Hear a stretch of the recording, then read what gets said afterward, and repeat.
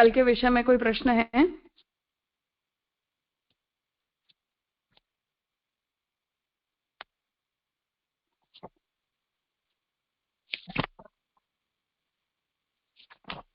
ठीक है, तो जीवात्मा की उत्पत्ति के विषय में जो श्रुति का तात्पर्य है उसे महाप्रभु जी ने कल के भाष्य में स्पष्ट किया। अब आगे जीवात्मा के धर्मों का निरूपण करते हुए प्रथम सूत्र जो है वो ज्ञोत एवं आ रहा है, जहाँ जीवात्मा का सबसे प्रमुख धर्म जो चैतन्यात्मक होने का है उसका निरूपण यहाँ श्री महाप्रभु जी इस सूत्र के भाष्य में कर रहे हैं।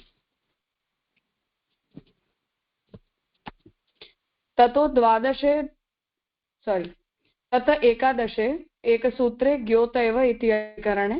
तो कल हमने पुरुषोत्तम जी का जो सारांश है निर्णय उसे हमने देखा था, जहां आप ये आज्ञा कर रहे हैं कि अब श्रुति के आधार पर जीवात्मा के चैतन्य धर्म का वर्णन यहाँ किया जा रहा है। ज्ञोत एव अर्थात ज्ञानात्मक ही जीवात्मा है, चैतन्यात्मक होना यह जीवात्मा का स्वरूप है। जीव ज्ञ अर्थात चैतन्य स्वरूप है, इसीलिए श्रुतियों में विज्ञानमय आदि नामों से इसका उल्लेख है। तो जीवात्मा जो है वो चैतन्यात्मक है, इसलिए श्रुतियां जो है उसमें विज्ञानमय वगैरह नामों से जीवात्मा को ही कहा जाता है। सर्व विप्लववादी शंकर ब्रह्म वाक्य को उद्धृत कर सूत्रोक्त सिद्धांत का भिन्न तात्पर्य बतलाकर श्रुति सूत्रों का उल्लंघन करके अपनी प्रगल्भता दिखलाते हैं। तो महाप्रभु जी यहाँ पूर्व पक्ष में श्री शंकराचार्य जी को कंसिडर कर रहे हैं कि इसी सूत्र के भाष्य में शंकराचार्य जी ने जो है वो श्रुति से विपरीत अर्थ उपस्थित किया है। वे जीव के ब्रह्मत्व का प्रतिपादन करते हैं अथवा जीवत्व का निराकरण करते हैं, ये समझ में नहीं आता। तो महाप्रभु जी यहाँ अपनी तरफ से ये कह रहे हैं कि क्योंकि शंकराचार्य जी जीव और ब्रह्म की एकता का निरूपण करते हैं, जीवो ब्रह्मैव न अपरः, तो ऐसा जब वो कहते हैं तो महाप्रभु जी कह रहे हैं कि ऐसा जब शंकराचार्य जी सिद्धांत बता रहे हैं तो जीवात्मा के ब्रह्मत्व का निरूपण करना चाह रहे हैं या जीवात्मा के जीवत्व का निराकरण करके केवल ब्रह्मत्व का निराकरण स्थापन कर रहे हैं, ये हम उनके भाष्य से समझ नहीं पाते हैं। यदि ब्रह्मत्व का प्रतिपादन करते हैं तो इष्टापत्ति होती है। तो महाप्रभु जी यहाँ अपना पक्ष रख रहे हैं कि अगर जीव ही ब्रह्म है या जीव के अंदर ही ब्रह्मत्व है, ऐसा अगर वो निरूपण करना चाह रहे तो उसका भी तात्पर्य स्पष्ट नहीं हो पाता है, क्योंकि जब जीवात्मा को ही ब्रह्म बोला जाता है उस समय इष्टापत्ति होती है, अर्थात कि श्रुति के जो वचन है उनके साथ समस्या होती है। अग्नि की अंश चिंगारियां जो कि अग्नि से छिटक कर अलग हो गई हैं, उन्हें अग्नि कैसे कह सकते हैं? आपत्ति क्या है वो महाप्रभु जी बता रहे हैं कि श्रुति तो यथाग्नि विस्फलिंगा विचरंती वचन में स्पष्ट रूप से जीवात्माओं की उत्पत्ति बताती है। तो महाप्रभु जी यहाँ ये कह रहे हैं कि अगर जीवात्मा को अंश रूपी चिंगारियों के रूप में श्रुति वचन कह रहे हैं तो चिंगारियां और आग ये दोनों एक कैसे हो सकते हैं? यदि जीवत्व का निराकरण करते हैं तो स्वरूप नाश मानते हैं कि जीव जैसा कुछ होता ही नहीं है। अगर ऐसा सिद्धांत बताते हैं तो उस स्थिति में जीवत्व का जो है वो खंडन होता है, मतलब जीवात्मा का जीवत्व बचता ही नहीं है। तो ये तो आत्मघात जैसी स्थिति है कि हम अपने ही अस्तित्व का स्वीकार नहीं करते हैं। जीवत्व को कल्पित भी नहीं कह सकते। अब ये कहें कि हाँ जीवात्मा का बोध होना कल्पना हमारी है, तो महाप्रभु जी कहते हैं वो भी नहीं कह सकते, क्योंकि ऐसा मानने से अनेन जीवात्मना आदि श्रुति से विरुद्धता होगी। तो वहां भी श्रुति से विरोध आता है। यह अनादि जीव ब्रह्म का विभाग काल्पनिक भी नहीं हो सकता। तो जीवात्मा अनादि है ऐसा शंकराचार्य जी, मतलब जीवात्मा की नित्यता तो सभी मानते हैं, तो जीवात्मा अनादि जीव जो है वो ब्रह्म के साथ भिन्न है, ऐसा कोई काल्पनिक विभाग भी ब्रह्म का और जीवात्मा के बीच में मान नहीं सकते हैं, क्योंकि ऐसा भी कोई श्रुति में प्रमाण नहीं है। अगर हम ये कहें कि पहले से भेद नहीं है पर बाद में हमारी बुद्धि में रही हुई अविद्या के कारण भेद प्रकट हुआ है, ऐसा अगर हम कहें तो उस पक्ष को बता रहे हैं। यदि बुद्धिकृत काल्पनिक माने तो सदैव सौम्य इदमग्र आदि श्रुति से विरुद्धता होगी। तो महाप्रभु जी कहते हैं कि उस स्थिति में भी विरोध हो रहा है, क्योंकि बुद्धिकृत हम कल्पना मानेंगे तो फिर श्रुति जब ये कहती है कि ये सब कुछ सत्य है जो तुम्हारे सामने है, तो इससे भी विरुद्धता होगी। मतलब कि बुद्धिजन्य सब कुछ काल्पनिक नहीं है, बुद्धि के द्वारा भी हमें सत पदार्थ का बोध हो सकता है। ब्रह्म जीव से अतिरिक्त भी नहीं है, यदि ऐसा मानेंगे तो समस्त श्रुति सूत्रों की ही अवहेलना हो जाएगी। और ब्रह्म और जीव के बीच में भेद है ऐसा भी कहा नहीं जा सकता है, क्योंकि श्रुतियां ही इस बात को कहती है कि यह सर्वज्ञ सर्वशक्ति ही अयम आत्मा अपहत पापमा अधिकम तो भेद निर्देशात इत्यादि में बोध होगा। क्योंकि उससे भी श्रुति वचन का विरोध होता है, जहां श्रुति ये कहती है कि जो सर्वज्ञ है सर्वशक्तिमान है वही ये आत्मा रूप से प्रकट होता है, और जो जीव भेद देखता है वो तो अपने पापों को ही प्रकट करता है। इसलिए वैदिक शिष्ट मार्ग में घुसने के लिए सदंश के बोधक वाक्यों को स्वीकारने वाले माध्यमिक बौद्धों के दूसरे अवतार के मत की वैदिकों को सदैव उपेक्षा करनी चाहिए। तो महाप्रभु जी यहाँ ये बात कह रहे हैं कि इसलिए शंकराचार्य जी ने जीवात्मा के स्वरूप के विषय में जो निरूपण किया है वो योग्य नहीं है। तो प्रच्छन्न बौद्ध शब्द का जो प्रयोग है वो यहाँ महाप्रभु जी ने इस तरह से नहीं किया है, परंतु रामानुजाचार्य जी वेदांत देशिक आदि करते हैं। तो उस मूड में महाप्रभु जी ने भी इस बात को कही है कि इसलिए जीवात्मा के स्वरूप के विषय में जो शंकराचार्य जी का निर्णय है वो माध्यमिक बौद्धों के अनुसार ही निर्णय है। इसलिए जैसे हम बौद्ध मत की उपेक्षा करते हैं उस तरह इस विषय में शंकराचार्य जी के मत की भी हमें उपेक्षा करनी चाहिए, और जो श्रुति का सिद्ध सिद्धांत है उसी सिद्धांत का हमें स्वीकार करना चाहिए।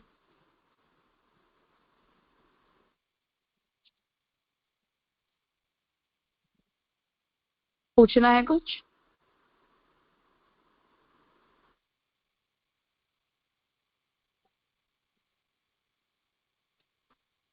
हाँ हाँ, धन्यवाद, प्रणाम राजा। दीदी, यहाँ जो महाप्रभु जी की जो मूल मतलब आर्ग्यूमेंट है कि जीव मतलब शंकराचार्य जी का जो प्रतिपादन है, तो उसमें कि शंकराचार्य जो कह रहे हैं, तो महाप्रभु जी कह रहे हैं कि वो जीव के ब्रह्मत्व का प्रतिपादन करते हैं तो जीवत्व का निराकरण करते हैं। तो फिर इसमें जो आगे दो आर्ग्यूमेंट दी कि यदि ब्रह्मत्व का प्रतिपादन कर रहे हैं तो इष्टापत्ति और जीवत्व का निराकरण करते हैं, तो वो दोनों कैसे आ रही हैं, वो स्पष्ट नहीं हो पाई।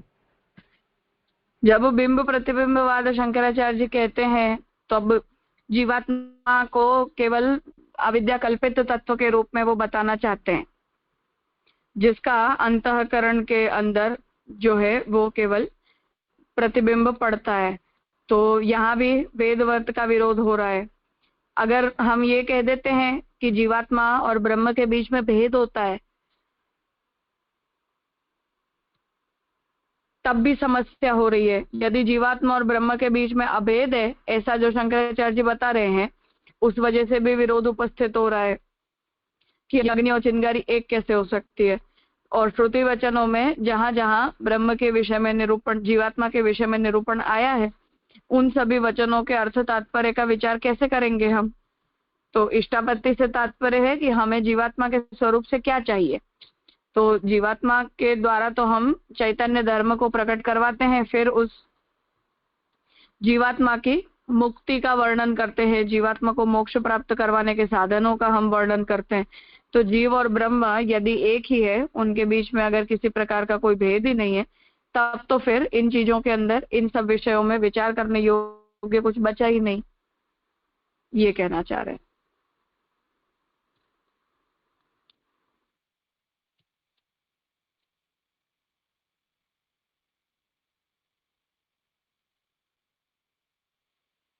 हाँ जी जी जी, ये तो स्पष्ट हुआ। और आगे जी जी एक आर्ग्यूमेंट आई ना कि जैसे यदि कल्पित माने तो अनेन जीवात्मना से विरोध होगा, वो थोड़ा मतलब कैसे विरोध आएगा?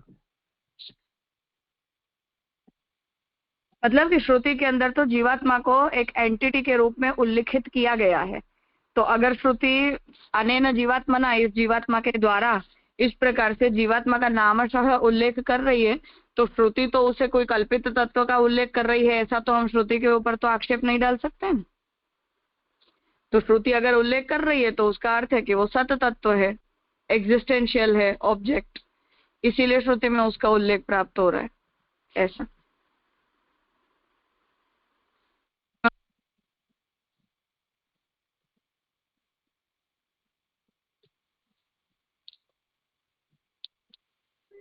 हाँ जी जी, स्पष्ट हुआ, प्रणाम।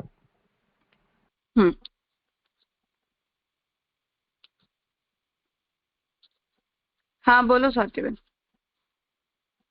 हाँ, धन्यवाद प्रणाम राजा। ये इष्टापत्ति की एग्जैक्टली परिभाषा क्या समझनी, क्योंकि वो फिर क्या कोर्स मीनिंग ही लेना, डिक्शनरी मीनिंग ही समझना, या?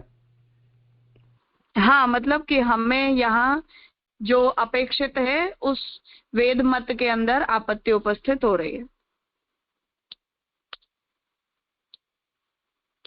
यानी कोई टेक्निकल या स्पेसिफिक व्याख्या नहीं है ना इष्टापति शब्द की, क्योंकि वो जैसे आपने बताया वो कोश मीनिंग जैसे ही हो गया ना, इष्ट जो है उसमें क्या आपत्ति है एक्सपेक्टेड।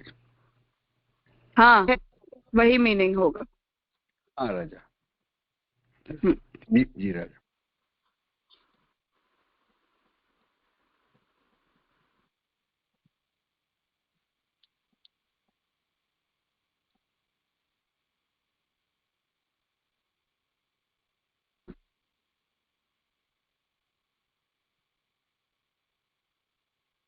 ठीक है, अब आगे उत्क्रांति गत्यागति नाम। अच्छा, हाँ बेलाबेन। हाँ राजा, मैं ये लास्ट जो फ्यू लाइन्स है ना, वो मेरे को समझ में नहीं आ रही है। यदि बुद्धिकृत काल्पनिक माने वहां से लेके फिर ये जो वचन आया ना, यह सर्वज्ञ, फिर वो वचन भी समझ में नहीं आया, वो जरा वापस आप करवाएंगे इतना। मतलब कि जीवात्मा को एक तो ये कि सर्वथा काल्पनिक तत्व है, दूसरा ऑप्शन ये कि हमारी ही बुद्धि ने जीवात्मा नामक किसी वस्तु की कल्पना कर ली है। तो कह रहे हैं कि ऐसा भी अगर हम कहते हैं कि हमारी ही बुद्धि से जीवात्मा कल्पित तत्व है, तब भी श्रुति तो ये कह रही है कि हमें अपने सामने जो कुछ भी दिखाई दे रहा है वो सब कुछ सत्य है, अर्थात कि हमारी बुद्धि के अंदर भी सत पदार्थ का अनुभव करने की या सत पदार्थ का प्रत्यक्ष कर पाने की योग्यता है। तो ऐतदात्म्यम इदम सर्वम स आत्मा तत्वमसि श्वेत के, तो वहां तक ये वचन जा रहा है ना, सदैव सौम्यम इदम अग्र आसीत स आत्मा तत्वमसि श्वेत केतु। तो स आत्मा तत्वमसि श्वेत केतु, इस वचन को हम कैसे कहेंगे अगर हमारी आत्मा का एग्जिस्टेंस हमारी बुद्धि की कल्पना मात्र है? तो ये कहना चाह रहे। हाँ, और ये जो लिखा है ना, ब्रह्म जीव से अतिरिक्त भी नहीं है, तो ये लाइन भी नहीं समझ में आई। ये ब्रह्म जीव से अतिरिक्त भी नहीं है, मतलब मध्वाचार्य जी की तरह जीव और ब्रह्म के बीच में पूर्ण भेद का स्वीकार कर लिया जाए तो भी वो बात ठीक नहीं।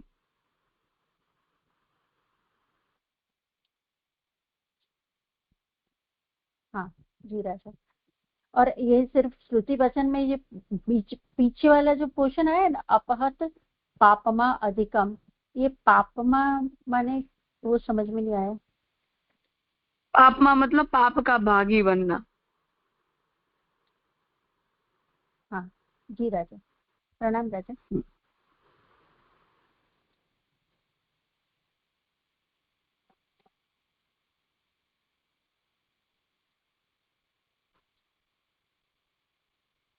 ठीक है, अब आगे उत्क्रांति गत्यागति नाम, ये यहाँ से नया अधिकरण प्रारंभ हो रहा है। ततः द्वादशे दश सूत्रे उत्क्रांति गत्यागति नाम इति अधिकरणे। अब इस अध्याय का 12वां अधिकरण प्रारंभ होता है 10 सूत्रों वाला। इस अधिकरण में तत्र जीवस्य नित्यत्वेन मध्यम परिमाणस्य वक्तुम् अशक्यत्वात् परमाणु वा परिमाणं महद् वा संभवति। तो अब यहाँ जीवात्मा जो है उसकी नित्यता का स्वीकार किया गया होने से जीवात्मा का मध्यम परिमाण कहा नहीं जा सकता है, इसलिए जीवात्मा परमाणु है या जीवात्मा का महत् परिमाण है, मतलब जीवात्मा की बड़ी साइज है, इस बारे में यहाँ विचार किया जा रहा है। तत्र किम युक्तम, इन दोनों में से क्या ठीक है, इति आकांक्षायाम परिमाण विचारितम, इस आकांक्षा से जीवात्मा की साइज के बारे में यहाँ विचार इस अधिकरण में किया जा रहा है। तत्र प्रथम सूत्रे स यदास्मात् शरीरात् उत्क्रामति इति ये के च अस्मात् लोकात् प्रयान्ति इति तस्मात् लोकात् पुनः एतस्मै लोकाय कर्मण इति श्रुतिषु। तो 3 श्रुति वचनों को यहाँ उद्धृत कर रहे हैं कि इन श्रुतियों में उत्क्रांति गत्या गति श्रावणात् जीवो अणुहु इति उक्तम। तो जीवात्मा की उत्क्रांति गति आगति मतलब जीवात्मा का एक शरीर छोड़कर दूसरे शरीर में जाना, यहाँ से वहां आना, इस प्रकार एक लोक से दूसरे लोक में जाना, इस प्रकार जीवात्मा का उत्क्रमण मतलब कि जीवात्मा का संचरण आना जाना उल्लिखित किया गया होने के कारण जीवात्मा अणु है, यही समझ में आता है। मतलब कि जीवात्मा अगर व्यापक है तो जीवात्मा एक स्थान से दूसरे स्थान कैसे जाएगी, या जीवात्मा यदि व्यापक है तो वो एक शरीर से दूसरा शरीर कैसे जाएगी। तो जीवात्मा अगर अणु है तभी तो वो एक स्थान से मतलब छोटे परिमाण की है, तभी वो एक जगह से दूसरे जगह जा सकती है या एक स्थान से दूसरे स्थान जा सकती है। यदि वो जीवात्मा व्यापक है तब तो फिर जीवात्मा की व्यापकता के कारण जीवात्मा का उत्क्रमण या जीवात्मा का संचरण या जीवात्मा की गति वगैरह बोली ही नहीं जा सकती है। इस प्रकार से यहाँ ये विचार किया जा रहा है कि इस स्थिति में अब हमें जीवात्मा का जो स्वरूप है वो हमें अणु मानना चाहिए। इस तरह का जो निर्णय है वो यहाँ प्रथम सूत्र के अंदर देने जा रहे हैं।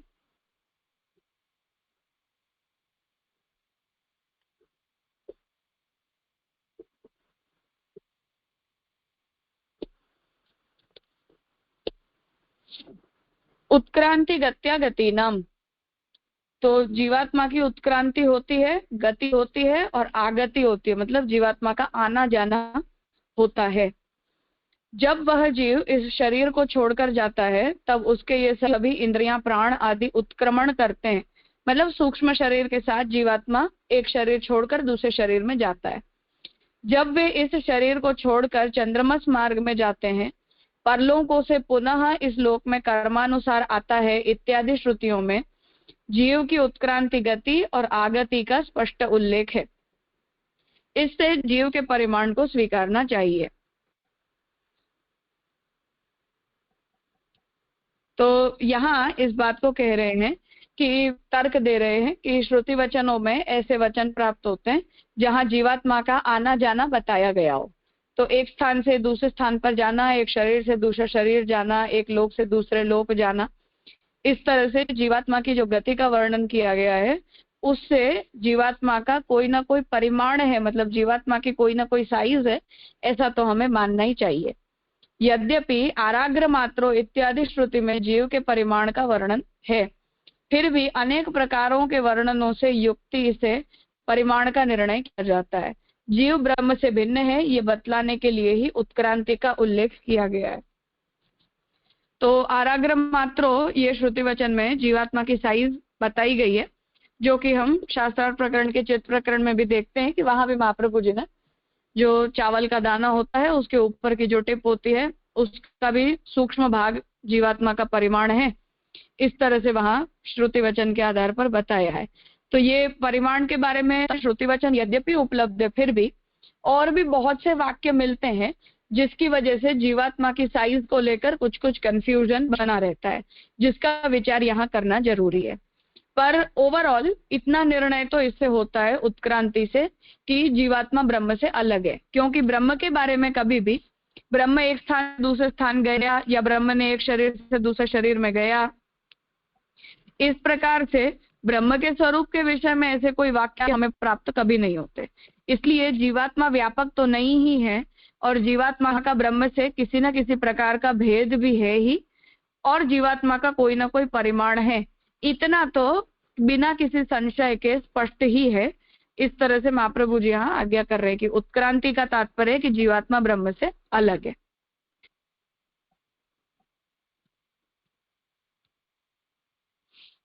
हाँ नीलेश भाई जी, 2 प्रश्न છે જે એક તો સોરી 2 પ્રશ્ન है। एक तो उत्क्रांति से मतलब छोटी परिमाण है, उस वजह से ऐसे साइज के बारे में डेवलपमेंट हम लोग आ रहे हैं, राइट चीजें। छोटे का मतलब है कि छोटा बड़ा की बात नहीं है, पर कम से कम व्यापक नहीं है, इतना स्पष्ट है। क्योंकि अच्छा, व्यापकता हो तो आवागमन की बात तो बोली नहीं जा सकती है। हाँ जी। और दूसरा प्रश्न ये जो चंद्रमा मार्ग लिखा है वो क्या है? मतलब कि जीवात्मा का जब मोक्ष होता है या जीवात्मा लोक को छोड़कर दूसरे लोक में जाती है तो उसकी गति को बहुत तरह से बोला गया है। तो चंद्र मार्ग से जाती है, वायु मार्ग से जाती है, प्राण के मार्ग से जाती है, इस प्रकार से विविध वचन शास्त्र में प्राप्त होते हैं। तो जो गीता में भी या तो एक कहीं हम लोग ने या तो पढ़ा था धूम मार्ग और ऐसे कुछ मार्ग थे, वो और ये अलग या अलग? हाँ, मार्ग तो अलग अलग है। सभी मार्गों के अनुसार जो जो मार्ग बताए गए हैं उन मार्गों के अनुसार सभी की गति होती है। मतलब जीव उस मार्ग से, मतलब वो थ्रू दैट वो एक लोक से दूसरे लोक जाता है, ऐसा कुछ तात्पर्य है हाँ मुझे। हाँ, तो वो उसमें शास्त्र में बताया हुआ जो भी मार्ग उसने चूज किया है उस मार्ग के अनुसार उससे फल प्राप्त होता है। तो फल प्राप्त करने के लिए वो जो गति करता है उस गति के विविध प्रकार जो है वो बताए गए। So that all depends on the what ever the कर्म होता है, वही उस हिसाब से होता है ना। हाँ, मतलब योग मार्ग है, ज्ञान मार्ग है, सांख्य मार्ग है, तो इसमें से जिस किसी मार्ग का उसने अनुसरण किया है उस मार्ग के अनुसार गति होती है। ओके जी, जी प्रणाम जी।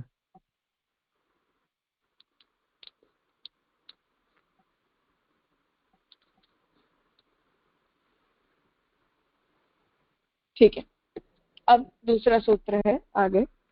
ततः द्वितीय ऊर्ण नाभिः यथा तंतून् सृजते हरत्यपि जाग्रत स्वप्ने तथा जीवो गच्छ त्यागच्छते पुनः इति। तो दूसरा श्रुति वचन भी यहाँ बता रहे। इति श्रुतौ, इस श्रुति में इंद्रिय रहितस्य केवलस्यैव त्यागति श्रवणादपि। तो इंद्रिय के साथ जीवात्मा गति करता है, मतलब सूक्ष्म शरीर के साथ गति करता है ऐसा भी नहीं, पर बिना सूक्ष्म शरीर भी गति करता है ऐसा भी श्रुति वचन प्राप्त होता है। अर्थात कि कोई ये कहे कि जो भी गति जीवात्मा की होती है वो जीवात्मा की परिच्छिन्नता इसलिए होती है क्योंकि जीवात्मा सूक्ष्म शरीर को धारण किए हुए, तो उसका जवाब दे रहे हैं कि नहीं, ऐसा नहीं। जीवात्मा बिना सूक्ष्म शरीर भी एक स्थान से दूसरे स्थान पर जाता है, ऐसा भी वर्णन प्राप्त होता है। इसलिए जीवात्मा की जो गति है वो केवल सूक्ष्म शरीर में बंधे होने के कारण ही होती है, ऐसा नहीं कहा जा सकता है। तो वो बात अब यहाँ आगे बता रहे हैं कि स्वात्मनाच उत्तरयोः, मतलब आत्मा अपने स्वरूप से भी गति करती है, ये भी बात दूसरे श्रुति वचनों में बताई गई है। उत्क्रांति गति और आगति के वर्णन में जीव के साथ इंद्रिय आदि का चिपकाव दिखाया गया है। इस पर संदेह होता है कि चिपकाव स्वाभाविक होता है या औपाधिक। तो सूक्ष्म शरीर के साथ जीवात्मा एक लोक से दूसरे लोक या एक शरीर से दूसरे शरीर में जाती है, क्योंकि सूक्ष्म शरीर निवृत्त है तब तो फिर वो जीवात्मा मुक्ति हो गई है। तो यद्यपि गति तो फिर भी जीवात्मा करती है, जैसे ज्ञानी भी सत्यलोक के अंदर गति करता है, फिर सत्यलोक में से उसकी जीवात्मा अक्षर ब्रह्म में सायुज्य प्राप्त करती है। तो गति तो बिना सूक्ष्म शरीर भी होती है, क्योंकि सत्यलोक में स्थिति तो ज्ञानी की मुक्त अवस्था में जाकर होती है। तो इसलिए ये प्रश्न पूछ रहे हैं कि इंद्रिय वगैरह के साथ, सूक्ष्म शरीर के साथ जो जीवात्मा लगी हुई होती है वो स्वाभाविक होता है या औपाधिक होता है।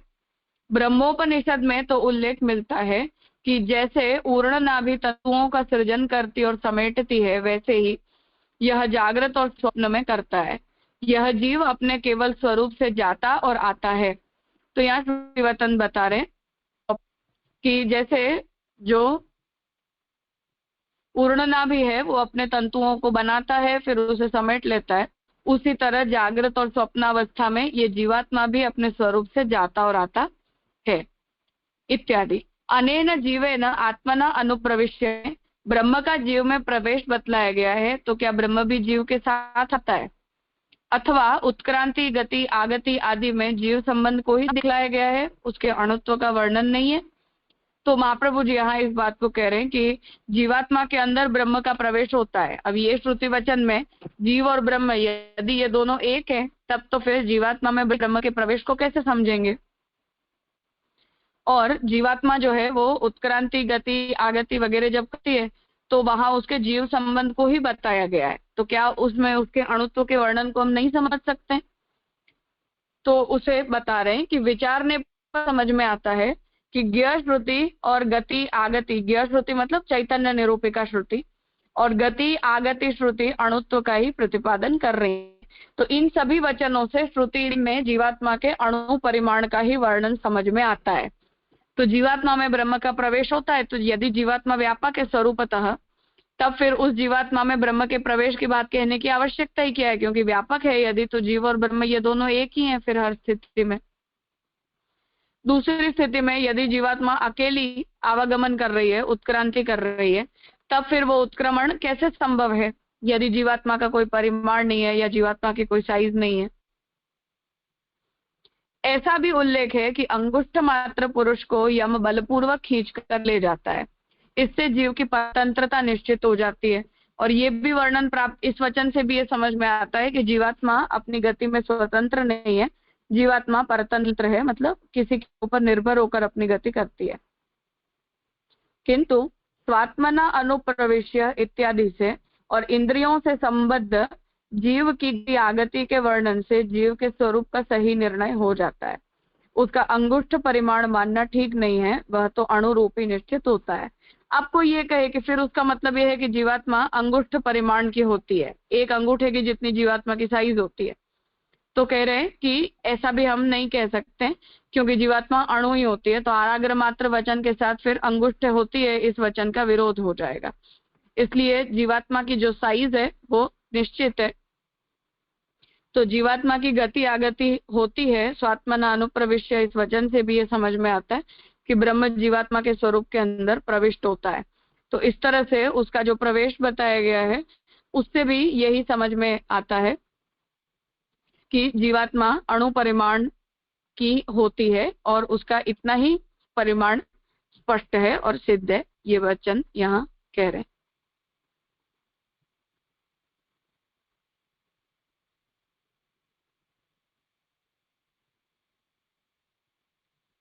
तो हम अंगुष्ठ मात्र को क्यों ऑन व्हाट बेसिस हम लोग नकार सकते हैं? अगर दो है, आराग्र मात्रा भी है और वो भी है, तो उसको नकारने का क्या मतलब रहा? वो इसलिए क्योंकि फिर जीवात्मा इंद्रियातीत है, इस बात को कैसे सिद्ध करेंगे हम?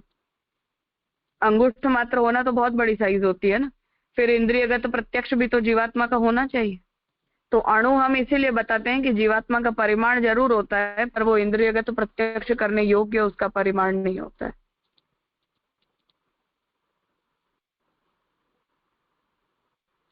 जी जी जी। राजा दंडवत प्रणाम। राजा, जब विचरण होता है तब जीवात्मा कोई भी सूक्ष्म शरीर के साथ नहीं आती है, और जब मुक्त हो जाती है उसके बाद मीन्स तब उसके साथ कोई सूक्ष्म शरीर नहीं होता है। इन बिटवीन जो भी स्टेजेस है वहां में तो सूक्ष्म शरीर रहता है ना उसके साथ। हाँ, पर ये बात तो इसलिए कही गई है कि कोई अगर ये कहे कि जीवात्मा तो केवल सूक्ष्म शरीर के औपाधिक बंधन के कारण ऐसी होती है, मतलब इसमें ये गुण गति आगति के उत्क्रमण के जीवात्मा सूक्ष्म शरीर सहित होती है इसलिए आती है, तो इसलिए इस बात को एडिशनली बोला गया है कि नहीं ऐसा नहीं है। जब जीवात्मा सूक्ष्म शरीर बिना की होती है तब भी वो आवागमन करती है।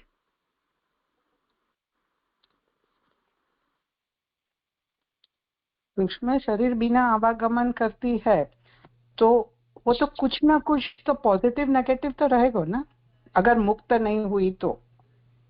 नहीं, मुक्त जीवात्मा की ही बात कर रहे हैं। अच्छा, ओके। जैसे ये सांख्य योग के द्वारा स्वरूप स्थिति रूप मोक्ष जिन जीवात्माओं को मिलेगा वो ब्रह्मांड के अंदर कोई एक स्थान पर तो रहते हैं ना, क्योंकि उनका ब्रह्म में सायुज्य तो होता नहीं है, तब के तब लय प्रलय के समय होगा, तो तब तक वो ब्रह्मांड में जहां कहीं भी स्थिति कर रही है, वो स्थिति योग्यता जीवात्मा के अंदर कैसे आएगी, एक बात।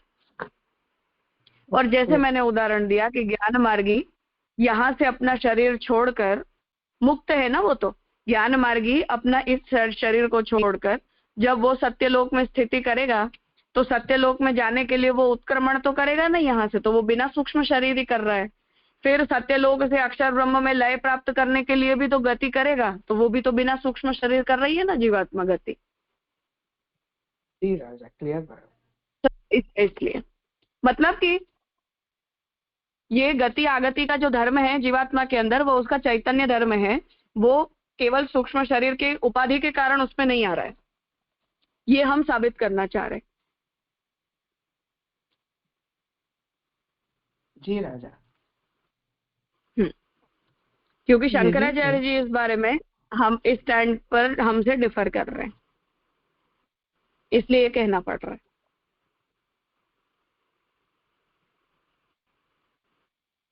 तो शंकराचार्य जी के लिए जीवात्मा प्रतिबिंब मात्र है। अब प्रतिबिंब मात्र है तो उस स्थिति में जीवात्मा की व्यापकता स्वरूपतः ब्रह्म रूप से व्यापकता ही शंकराचार्य जी ने मानी है। तो जब स्वरूपतः ब्रह्म रूप से जीवात्मा की व्यापकता का स्वीकार आप करोगे, तो इन सभी प्रक्रियाओं को किसी न किसी तरह से, और इन सभी वचनों को भी किसी न किसी तरह से समझाना तो पड़ेगा ना। उनके वहाँ जीवात्मा प्रतिबिंब तहत है, तो फिर उनके साथ ये सूक्ष्म शरीर या ऐसे कुछ कैसे वो लोग समझेंगे? क्योंकि सूक्ष्म शरीर से तो प्रॉब्लम नहीं है, वो भी it will be just fake ना, सूक्ष्म शरीर ऐसे कुछ तो रहेगा ही नहीं ना उनके वहाँ। तो सूक्ष्म शरीर भी तो माया कार्य होने के कारण मिथ्या ही है ना, वो कोई सत्य एंटिटी थोड़ी है। राजा। पर शंकराचार्य जी ये कह रहे हैं कि सगुण ब्रह्म का अंतःकरण के अंदर जो प्रतिबिंब पड़ गया, उस प्रतिबिंब को हमने जीव मान लिया, पर वस्तुतः न थाली है, न पानी है, न प्रतिबिंब है। जी राजा। तो राजा यहाँ ये जागृति और सॉरी कंटिन्यू। हाँ नहीं, यहाँ जो उरुणनाभि का एग्जाम्पल देके जागृति और स्वप्न अवस्था आवागमन को बताई, वो कैसे, यानी वही साइंस में, जन्म मरण के साइंस में समझ लेना चाहिए, सीधा कोरिलेशन।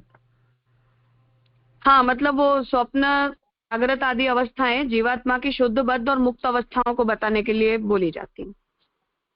हाँ हाँ जी जी बराबर, वो टेक्निकल से सही बात है। हाँ। बोलो नीलेश भाई। ये जो बातें हैं, मतलब कोई आवागमन होता है, ये होता है, तो उसका एक्सपेरिमेंट आई मीन एक्सपीरियंस कैसे हो सकता है? I mean how, I mean थोड़ा वेग क्वेश्चन है, but inquisitiveness about this.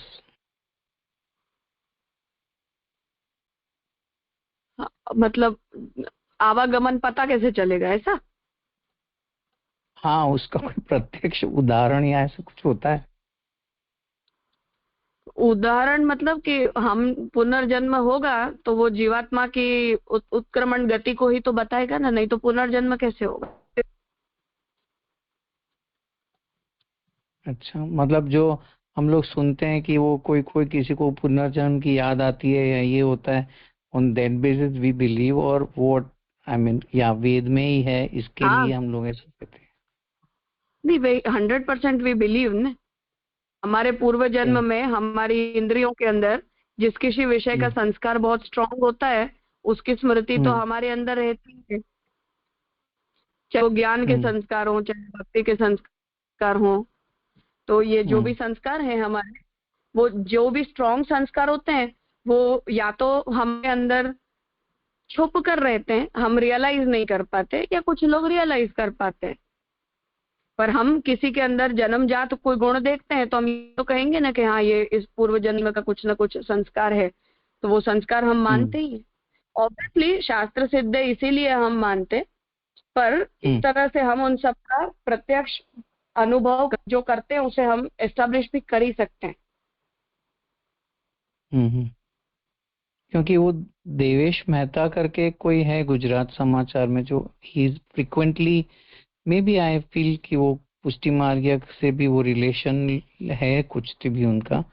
So he write more on that पूर्व जन्म and these and that. So उसकी बिलीफनेस हम लोग कि मतलब on what basis we accept, on these basis or what, or should we believe or not? हम इसे प्रत्यक्ष सिद्ध नहीं कहते, हम यही कहेंगे कि ये शास्त्र सिद्ध है, तो शास्त्र से हम फिर उसे अपने प्रत्यक्ष के द्वारा उसे एस्टैब्लिश करेंगे। केवल प्रत्यक्ष से हमें ये सारे कंसेप्ट समझ में आ जाते हैं ऐसा तो हम ऑब्वियसली नहीं कहेंगे।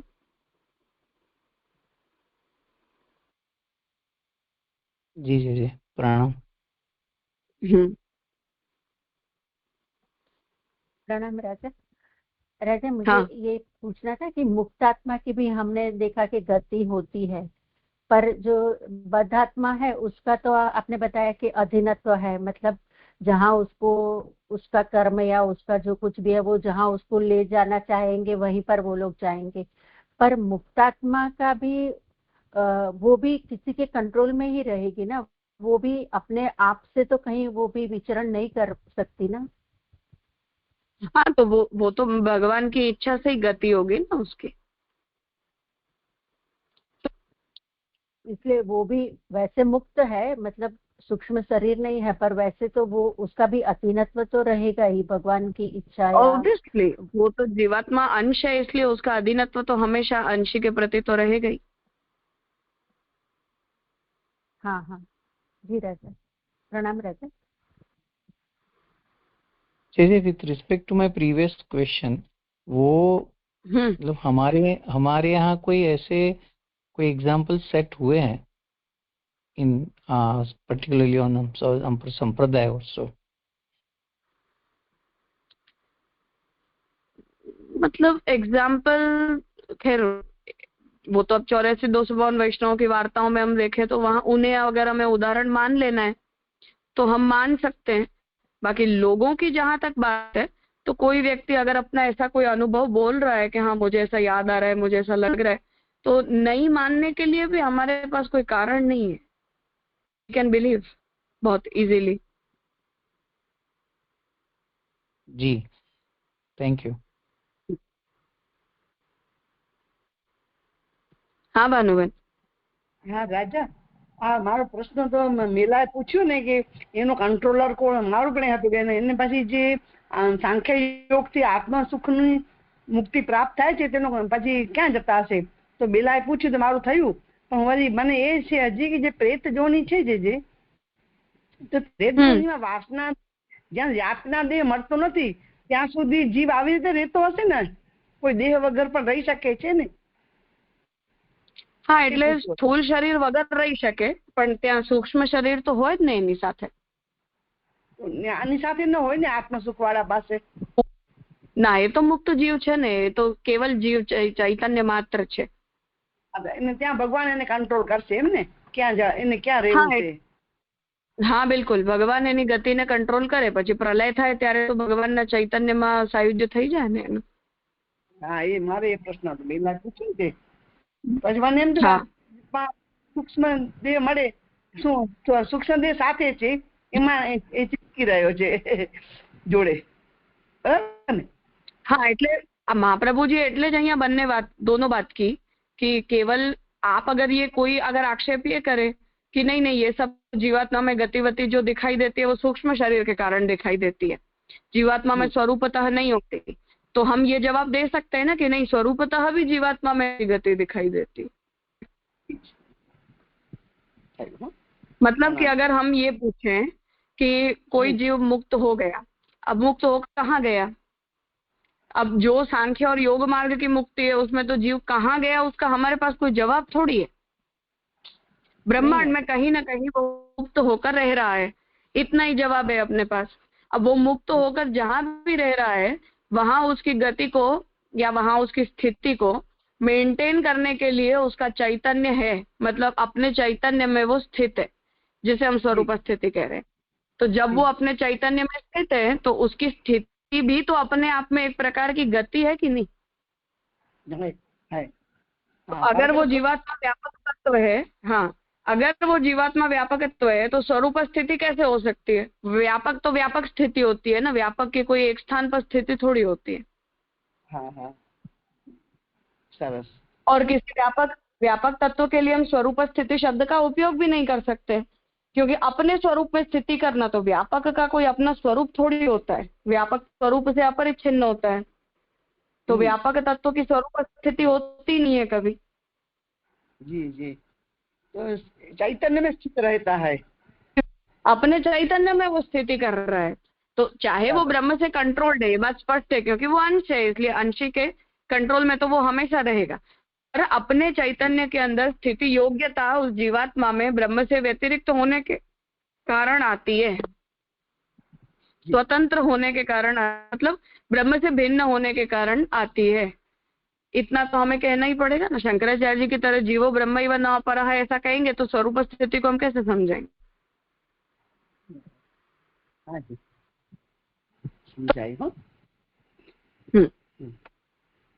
तो क्या आप कहीं कुछ कह रहे थे? हो ना?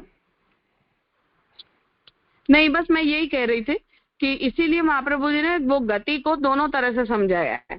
एक तो जो बद्धावस्था में जीवात्मा गति करती है उसे भी बताया है, और मुक्त जीवात्मा अपने ही स्वरूप में स्थिति करने के बावजूद भी कुछ प्रकार की गति करती है उसे भी समझाया है। तो वो गति को इसीलिए बोला जा रहा है क्योंकि जीवात्मा का अपने चैतन्य के अंदर होना भी अपने आप में उसका स्वरूप है, और उसी स्वरूप से जीवात्मा की गति आगति भी हो ही सकती है बिना सूक्ष्म शरीर की औपाधिक बंधन के।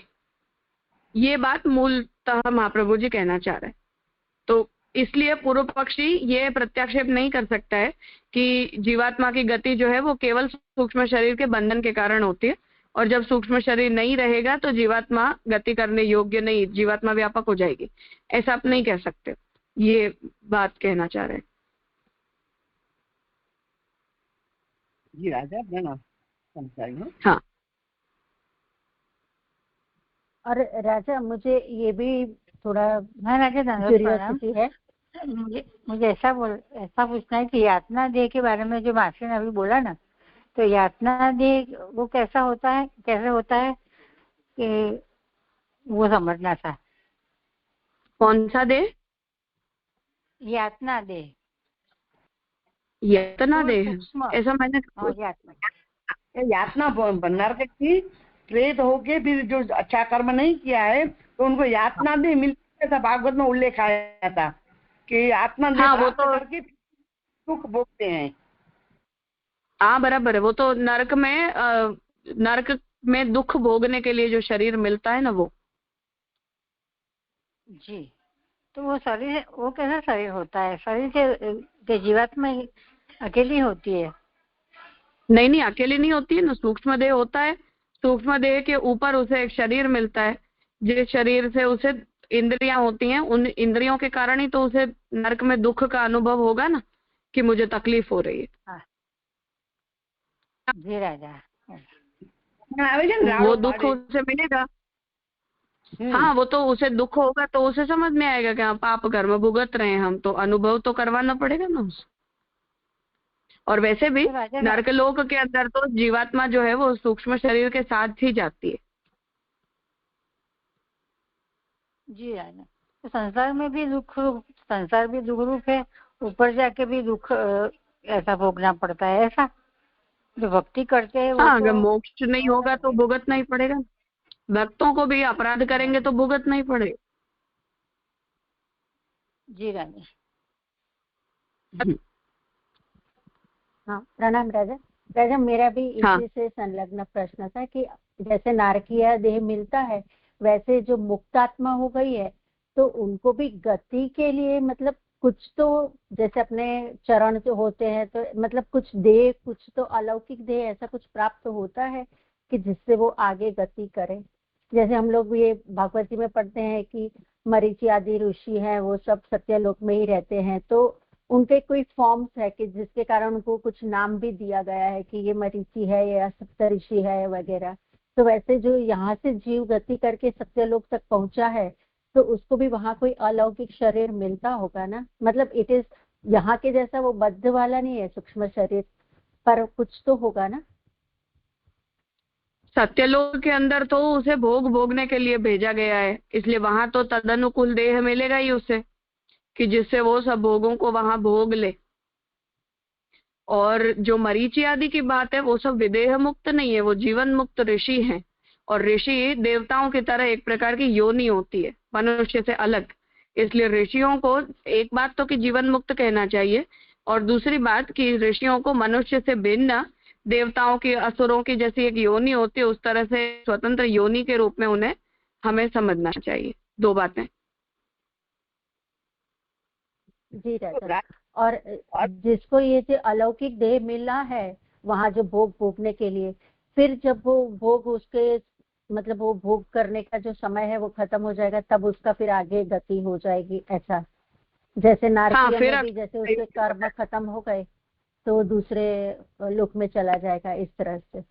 ओके। हाँ, फिर उसका अक्षर सायुज्य हो जाए, अक्षर सायुज्य हो जाता। पर ये अलौकिक देह अलौकिक देह नहीं मिलेगा, ऐसा नहीं, अभौतिक देह मिलेगा, नहीं होगा, अलौकिक नहीं होगा देह, मेरे को ऐसी समझ है। नहीं, हाँ, मतलब अप्राकृत शरीर है वो। हाँ, बस जैसे देवताओं के लोक वगैरह में जो मिलता है ना, उस तरह से।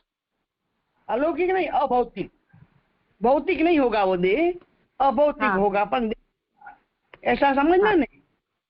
हाँ बिल्कुल जी।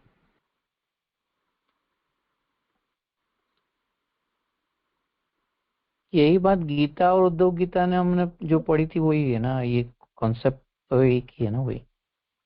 हाँ, वो तो सब जो अलग अलग प्रकार के फलों का निरूपण है ना, वहां था हमने, योग मार्ग की सिद्धियां गतियां सब आई थी ना। जी।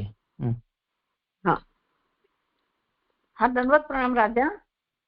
हाँ। जो आत्मा को तो कोई मार नहीं सकता, वो तो इसको कोई मार नहीं सकता, कोई जला नहीं सकता, तो जो कर्म करते हैं लोग, तो आत्मा को क्यों पीड़ा भोगतनी पड़ती है, उसको दूसरा शरीर मिलता है। वो जो भी कर्म करते हैं वो तो यही देह से करते हैं, आत्मा को तो कुछ लेना देना ही नहीं है, तो आत्मा के साथ ऐसा क्यों होता है? क्योंकि आत्मा को देह में अध्यास होता है ना, आविद्यक बुद्धि के कारण जीवात्मा ये समझती है कि यह शरीर मेरा स्वरूप है। इसलिए जब वो शरीर को अपना स्वरूप समझती है तो शरीर के बंधनों के कारण शरीर को होने वाले सभी अनुभवों को जीवात्मा अपने अनुभव समझने लग जाती है। जब उन्हें वो अपना अनुभव समझती है तो उसे दुख होता है, तकलीफ होती है, इसलिए इसको भुगतना पड़ता है ना। हाँ बिल्कुल। दंडवत प्रणाम राजा। हाँ,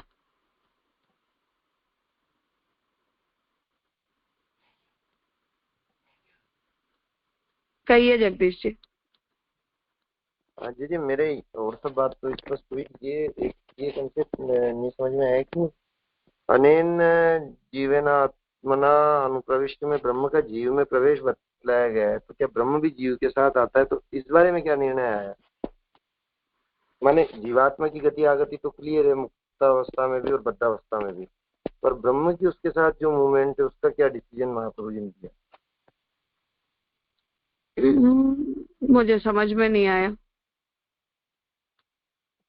जी इस सूत्र में जैसे यहाँ आ रही ना व्याख्या में कि जैसे यह जीव केवल अपने स्वरूप से आता और जाता है इत्यादि, अनेन जीवेनात्मना अनुप्रविष्ट में ब्रह्म का जीव में प्रवेश बतलाया गया है, तो क्या ब्रह्म भी जीव के साथ आता है अथवा उत्क्रांति गति आगति में जीव संबंध कोई दिखलाया गया है?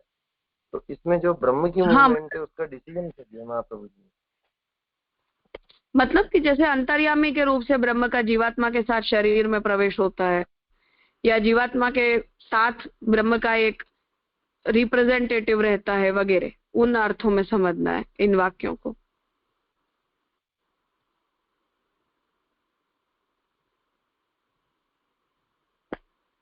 तो जैसे जो मतलब उत्क्रांति गति और आगति तो जीव की हो रही है। अब अगर ऐसे मानेंगे कि ब्रह्म भी जीव के साथ ही आ रहा है तो फिर वो कैसी उत्क्रांति गति और आगति सिद्ध हुई? मतलब क्योंकि वो तो अंतर्यामी अगर साथ ही है जीव के, तो केवल जीव की उत्क्रांति गति और आगति कैसे कहा जाएगा? तो अंतर्यामी तो स्वतंत्र है ना, वो तो अपनी इच्छा से आता है। जीवात्मा को तो गति करनी पड़ रही है जबरदस्ती, उसके पास ऑप्शन थोड़ी है।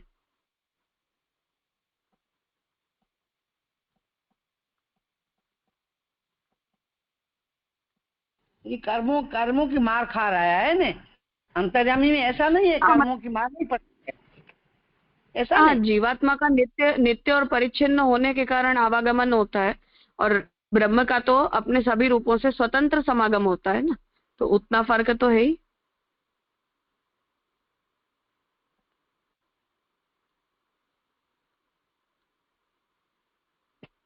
अच्छा अच्छा, तो माने लीजिए फिर जैसे ये जो यहाँ बताई जा रही है कि विचारने पर समझ में आता है कि जो ज्ञ यानी जो जैसे आपने कहा चैतन्य निरूपिका श्रुति है, वो गति आगति श्रुति अणुत्व का ही प्रतिपादन कर रही है।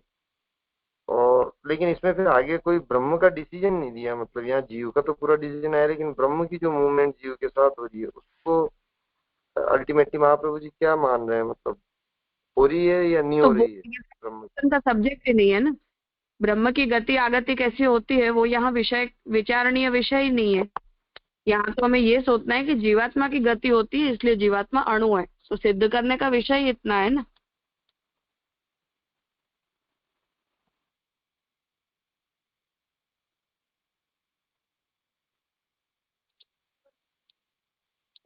हाँ जी, बात तो सच्ची है, पर जो मतलब पहले आर्ग्यूमेंट उठाई ना कि क्या ब्रह्म भी जीव के साथ आता है, ये जो श्रुति में अनेनो जीवेन आत्मना अनुप्रविश्य, तो उससे तो हम ये सिद्ध करना चाह रहे हैं कि उसका अर्थ ही ये है कि ब्रह्म और जीव ये दोनों अलग अलग तत्व होते हैं, ये दोनों एक नहीं होते। ये सिद्ध करने के लिए हमने इस वाक्य का उपयोग किया।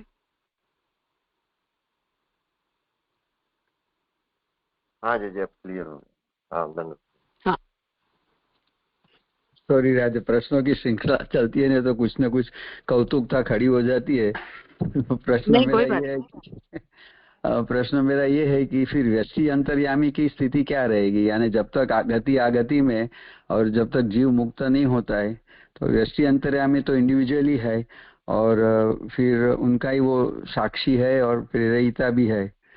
तो वो क्या अब वो कुछ अपने मूल समष्टि स्वरूप में तो वापस व्यष्टि अंतर्यामी चला गया, जहाँ तक जीव की प्रेता पितृरूप योनि है या प्रेतात्मा योनि है, और जब तक दूसरा जन्म नहीं होता है तब तक वो ये तो समझ लिया कि आत्मा उनकी सूक्ष्म देह के साथ स्थित होती है, फिर नया देह प्राप्त हुआ। पर वहाँ ये प्रश्न होता है कि व्यष्टि अंतर्यामी का क्या, यद्यपि सब्जेक्ट मैटर नहीं है पर फिर भी। नहीं कोई बात नहीं, व्यष्टि अंतर्यामी को तो जहां जहां जीवात्मा जाएगी वहां वहां साथ में जाना ही पड़ता है। और महाप्रभु जी ने उस वजह से ये चित्त प्रकरण में ये बात कही भी है कि इतना लंबा समय जीवात्मा के साथ रहने के कारण अंतर्यामी के ऊपर भी, अंतर्यामी के स्वभाव के ऊपर भी जीवात्मा के इन गुणों का कुछ कुछ प्रभाव पड़ जाता है, इसलिए जीवात्मा भी अपने आप को उस तरह से परिच्छिन्न मानने लग जाती है, यद्यपि होती नहीं है। तो अंतर्यामी के ऊपर भी ऐसा प्रभाव पड़ने लग जाता है, पर स्वरूपतः वो ऐसा नहीं होता है। फिर जब जीवात्मा का मोक्ष होता है तब अंतर्यामी भी अपने मूल आनंद स्वरूप के अंदर, अंशात्मक आनंद है वो, इसलिए अपने अंशी आनंद में तिरोहित हो जाता है। ठीक है बस वही। हाँ, जैसे जे अपन को समझा थे कि अपने ठाकुर भी जैसे अपन यथा देवे तथा दे, जिस तरह अपन ट्रीट करते हो, जहाँ जिस तरह उनकी सेवा करते हैं तो अपना ठाकुर भी वही तरह उनको टेव हो जाती है। ऐसे अंतर्यामी भी उसमें थोड़े गुण के यानी प्रभाव पड़ता है, ऐसा आपने बताया। हाँ बिल्कुल, संघ की कितनी बड़ी बात है। वो जीव के संसर्ग में, जीव संसर्ग में रहता है देह की, तो देह का संग लगता है, और जीव के संसर्ग में आप अंतर्यामी रहते हैं तो उनको भी संग लगता है। ऐसा समझ जे समझना ने। सही बात है। करता बनता है कर्म, ऐसा हुआ ना? हाँ बिल्कुल। राजा पर आप सर्वनिर्णय में अभी हमने देखा ना, तो उसमें ऐसा कहा है कि भगवान नरक में मतलब नहीं जाते, जो जिसको नरक की यातना है, क्योंकि भगवान परम दयालु है। तो फिर ये जो नारकीय जीव जो नरक की यातना भोगने के लिए जाते हैं, तो उसके साथ क्या अंतर्यामी उसके जीव के अंदर रहता है? क्योंकि हाँ वहाँ बिल्कुल ऐसा रहता कहा है, क्यों नहीं रहते। तो फिर वहाँ जो ऐसा बताया कि भगवान नरक में भगवान का वास नहीं है क्योंकि भगवान परम दयालु है, तो वो लोक के अर्थ में मतलब वहाँ भगवान वो किस तरह से समझने का? नरक लोग तो भगवान की पीठ में है, तो भगवान नरक से अलग कैसे हो सकते हैं?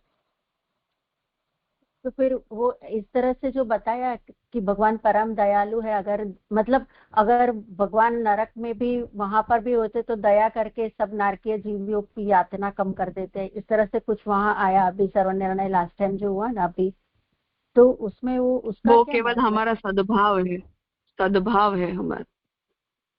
अच्छा अच्छा, ओके, हाँ प्रणाम राजा। बाकी प्रवाहेण क्रिया रहता है, इसलिए भगवान उन्हें प्रकृति के नियमों के अनुसार चलने देते हैं, उसमें भगवान अपनी तरफ से कोई इंटरफियरेंस नहीं करते।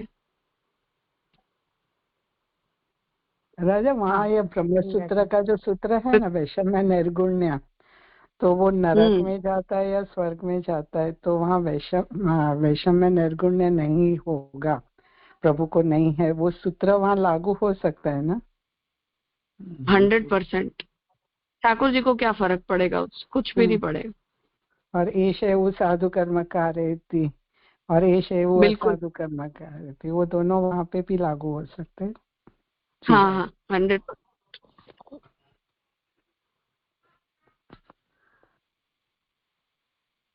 ठीक है, तो यहाँ रखते हैं, आगे का विषय कल नेक्स्ट सेशन में करेंगे। हाँ, धन्यवाद।